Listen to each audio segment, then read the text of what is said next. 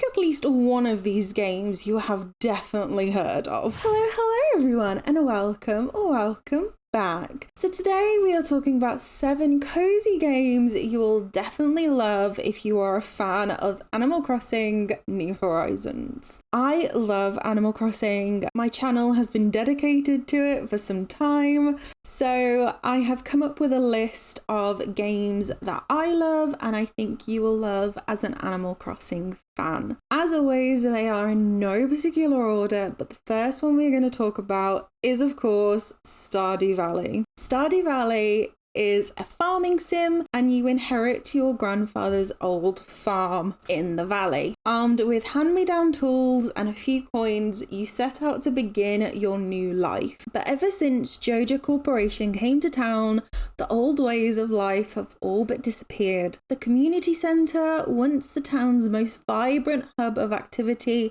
now lies in shambles, but the valley seems full of opportunity. With a little dedication, you might just be the one to restore Stardew Valley to greatness. Now, there is so much to do in Stardew Valley. Stardew Valley is massive, the world is massive. You get this little plot of land to start off with, which is completely overgrown, and you can turn it into a lively farm, raise animals, grow crops, start an orchard, basically anything you want to do, really. There is so many different animals that you can raise, like pigs, chickens, sheep, even dinosaurs. You can play with your friends. There is a co-op version where there's 1 to 3 players can join a valley online and you can create your valley together. You improve your skills over time. So you start off at level 1 with all skills in farming, mining, combat, fishing and foraging, and then level up as you progress. The community centre is derelict as you start this game, and then as you progress there are little bundles that you have to complete throughout your journey, and as you can complete them, the community centre kind of becomes awakened and starts to thrive again. But there's also another route you can take as well, which is you could reopen Joja Mart if you prefer. There's different ways of playing the game. You can make friends with the villagers, you can romance certain villagers and marry them and have children with. So if you haven't checked this one out, I really recommend you do. However, there is no tutorial to begin with. You just get given the game and there you go.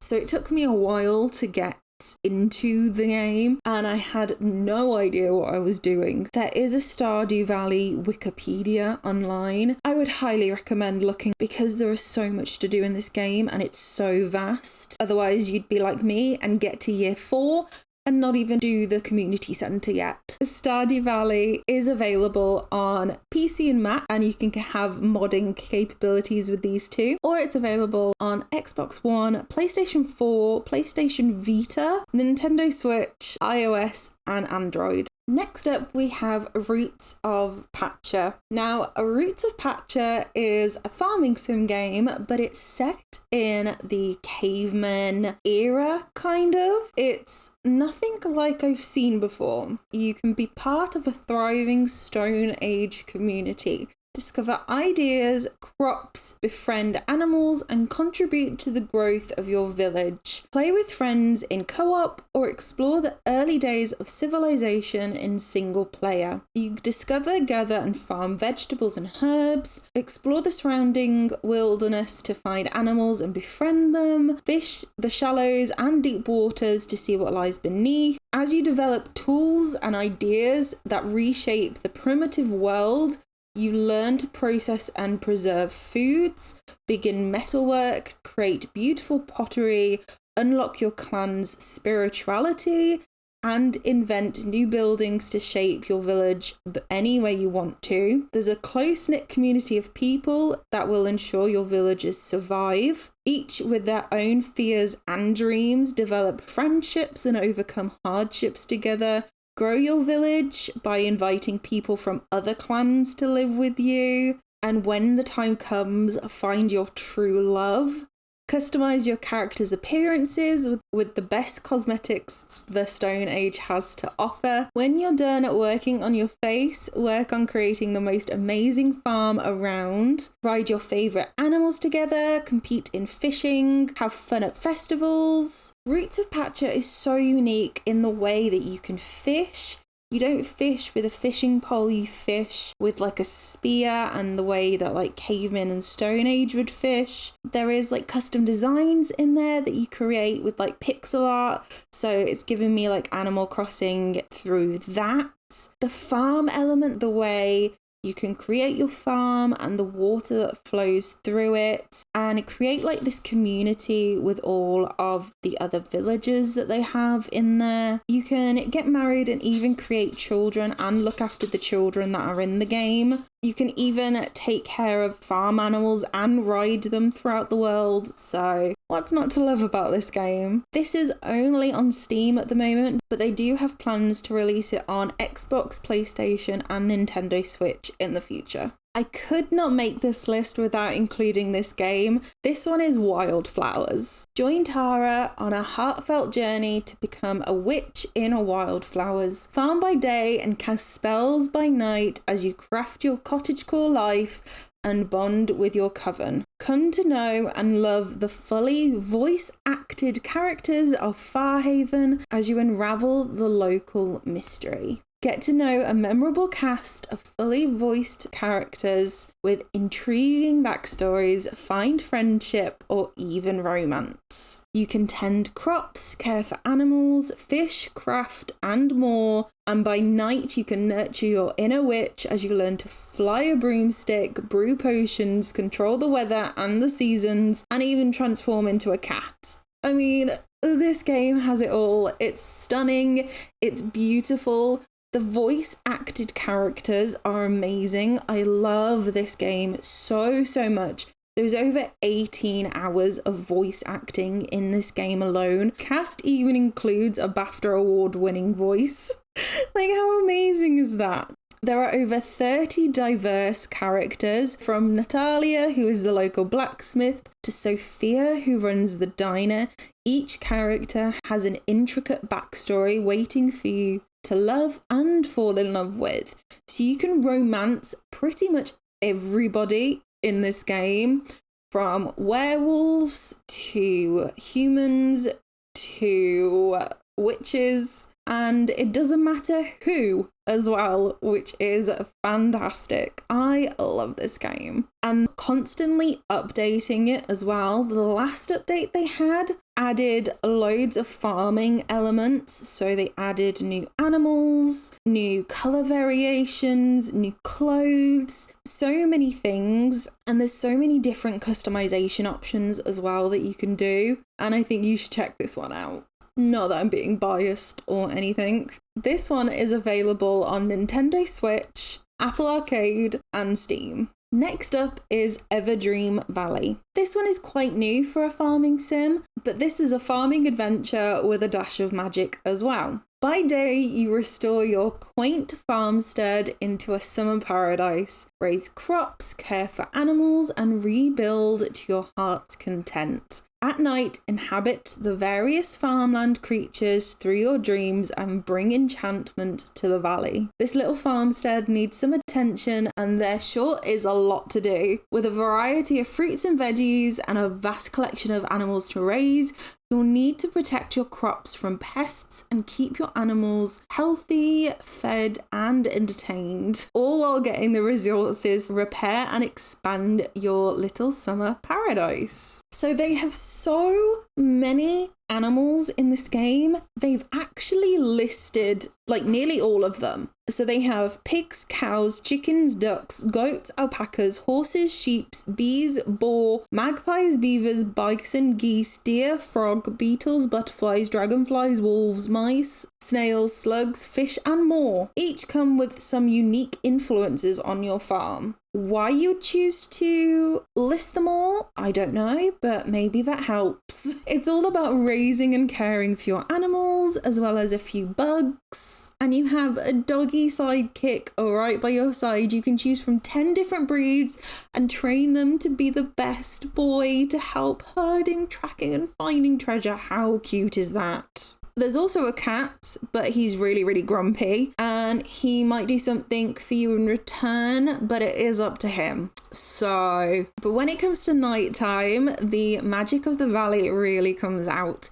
Each night in your dreams, you take the role of one of the many animals around the farm with unique mini games. The more nighttime adventures you do, each one has its own unique reward or impact on your farm the next morning. But there is so much more to do on the farm. You can build tree houses, catch and collect bugs, go fishing, build furniture, go treasure hunting. So this game is kind of a combination between Animal Crossing and Wildflowers, and I really enjoy the slow, relaxed pace of it and the fact that you have mini games included, a bit like previous Animal Crossing games, but you know. Everdream Valley is available on PlayStation, on Nintendo Switch and Steam. Next up is Coral Island. Coral Island is still in early access, but I could not mention this one. This is a massive game with a massive following and it's being updated constantly and it's just amazing. It is a vibrant, laid-back reimagining of a farm sim game. Be who you want and experience enchanting island living at your own pace. Live off the land, nurture animals, build relationships with a diverse cast of townfolk, and make the world around you a more vital and harmonious place. So you've left the big city life in Tokyo behind and you start a new chapter of your life on Coral Island. You create the idyllic farm of your dreams, you tend crops, nurture animals, build a bond with a natural world around you, help revitalize the nearby town and its surrounding coral reefs, forge relationships with a vibrant community of more than 70 people who call Coral Island home. You decide what to build, what crops to grow, and what animals you'd like to tend. There are so many crops in this game, depending on the season as well. It is insane. And it does go by seasons, so spring, summer, autumn, and winter. And depending on what season, what crops you grow. And it's just this vibrant town. And the story changes with each passing season. And you can spend your days exploring, saving the seas, brave monster-filled caverns, or trying to get the perfect farm. There really is so much to do on Coral Island, so it really is up to you. There's a wide variety of outfits, accessories, and physiques. The customization in this game, hands down, amazing. Like, you can choose an array of body types and clothes. There are over 25 singles in this game, which you can build relationships with. I mean, the choice really is yours. We love a good romancer. And Coral Island is all about restoring the natural habitat and looking after the coral reef. So you can take part in the community projects, expand the local museum, discover how to restore the heritage sites, increase the town's rank. In that aspect, it reminds me of Animal Crossing. Obviously, it takes it far beyond what Animal Crossing could do. So this is why I love it. You can go deep sea diving. I think it's up to 30 meters of deep sea diving. It might even be further. Just this game has it all. And it is absolutely amazing. As I said, this game is still in early access at time of recording and it is only available on Steam. And next up is Sunhaven. In Sunhaven, you can build your farm and relationships with the townsfolk or forge ahead on a quest of magic, monsters, and dragons. Level up through a skill tree in 8-person multiplayer or adventure solo. So you've just arrived in Sunhaven only to find it's been struck with dark magic. With only a handful of money and some rusty tools, it's up to you to build the farm of your dreams, grow crops, raise livestock, craft items, mine ore, defeat bosses, catch fish, cook recipes, decorate your farm, complete quests, fall in love, and explore what lies beyond the forest of this medieval town. So this is, in my opinion, it's very similar to Stardew Valley, as in it is a pixel farming sim, but it has a few different elements, as in it has the magic side, more monsters, dragons, it has bosses to defeat, and a few different quirks that make it a bit more unique. So you can play multiplayer with up to 8 friends online. There are 40 unique crafting stations for smithing, baking, gifting, and jewelry making, which sounds amazing. You can decorate your house and farm. You can build a farm in 3 different cities. So there's Sunhaven, Nalvari, and Withergate. You can romance any of the 15 available marriage candidates, and you can fight your way through monsters using swords, crossbows, or magic. Unlock dozens of floors in the mines as you gather resources, customize yourself through different magical races, starting professions, and thousands of clothing options. There are festivals that you can attend. There's a museum where you can donate items and collect bundles, and there is a skill tree which you can progress through, which that bit sounds awesome. The magic and defeating monsters with magic or swords or crossbows, and this all round looks a really good farming cozy game. Sunhaven is only available on Steam at the moment, but they do want to port it to Nintendo Switch eventually. The next one is a bit of a wild card, but it's The Sims 4, but the Cottage Living expansion pack. Now hear me out. The Sims 4 base game is completely free, so you can download that and install that for free, and then get the Cottage Living expansion pack. Now, if you don't know what this is, the Sims 4 released a Cottage Living pack which has animals, farming, a British inspired world, kind of like a life farming sim. I'm going to show you the trailer that released with the game and show you some gameplay alongside it while I talk to you about what the Sims 4 team described the game as and what I think about the game. So the Sims 4 Cottage Living is with animal friends, grab to table meals, and cozy knit community. At home, you can cook with the family using the freshest ingredients, explore the forest to befriend wildland creatures or forage for food, or head to town to meet the locals. Whether Sims are hugging a cow, making friends or enemies with their chickens, or growing the biggest vegetables around, the countryside is ambient with new experiences and ways to connect with the world around them. You can raise and befriend animals. So the cow provides fresh flavored milk for everyone. The chickens lay eggs. The llamas give you wool to use in crafts. Beware the mischievous foxes, the pesky critters that love eggs. In the forest, keep an eye out for wildlife like rabbits and birds to earn their trust for occasional gifts. You can live off the land, cooking and gardening for the whole family. New recipes and lot challenges require fresh ingredients for each meal. If the Sims grow their own produce, you can visit the garden market or forage in the wild, and you can take up the challenge to try and grow oversized crops to enter the competition at the Finchwick Fair. The new world is called Henford on Bagley. It's a cozy village where everyone knows everyone. So pack up a picnic basket and cross-stitch hoop and head down to the Gnome's Arms pub to kick back with the locals after a long day, earn unique gifts and learn about the town's lore from the neighbours, or participate in the fair and show off your most prized cow or chicken. So there's a new death included